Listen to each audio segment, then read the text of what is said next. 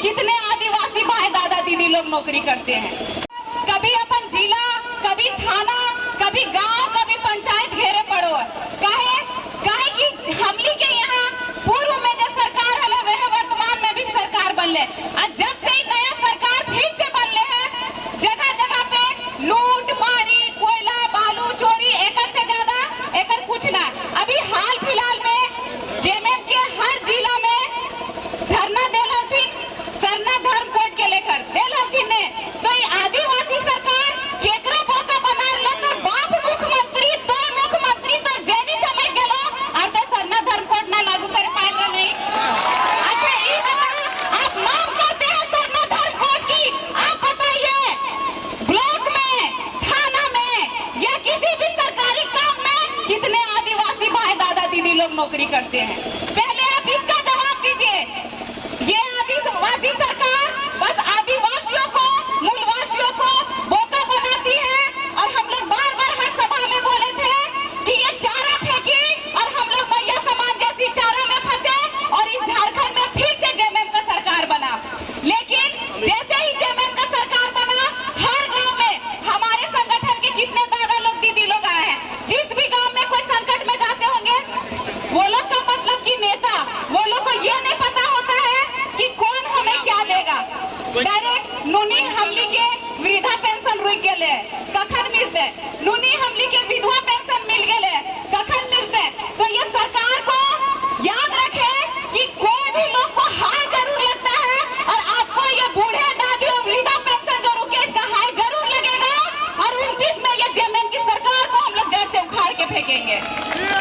अभी हम लोग नोटिस अपने एरिया में कीजिए, वो हम ही लोग बोलते हैं और ये हकीकत है कि हमारे राज्य में बहुत ऐसे विधानसभा है जिनका एक बित्ता जमीन नहीं गया, वो 4 बार से विधायक बने बैठे।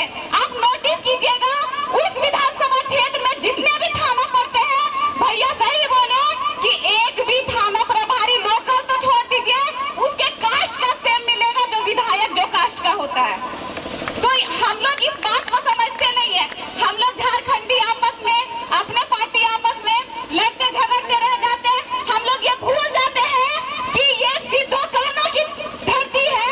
जिस तरह सिद्धो कानो संघर्ष किए थे और फुल्लो झानो साथी थी, उसी तरह इस पार्टी में हम लोग के भाई दादा लोग चांद भैरव सिद्धो कानो बन के आए हैं। और हम लोग जितने भी बहन हैं फुल्लो झानो बनकर हथौड़ फरसा चलाने के लिए तैयार है।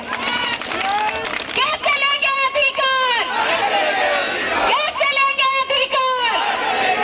झारखंड के वीर शहीद अमर रहे, झारखंड के वीर शहीद अमर रहे।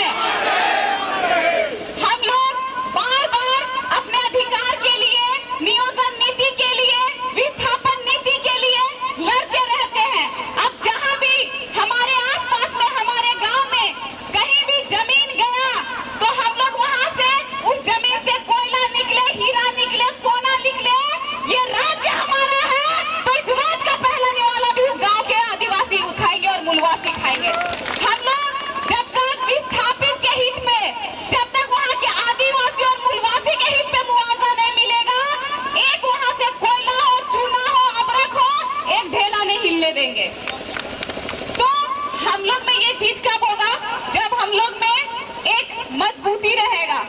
और हम ही लोग अभी बहुत भाषण में बोले नौकरी, अभी हमारे शिक्षा मंत्री का बयान आता है कि हम हर स्टूडेंट को खेत भेजेंगे और नौकरी नहीं हुआ तो खेती बाड़ी सिखाएंगे।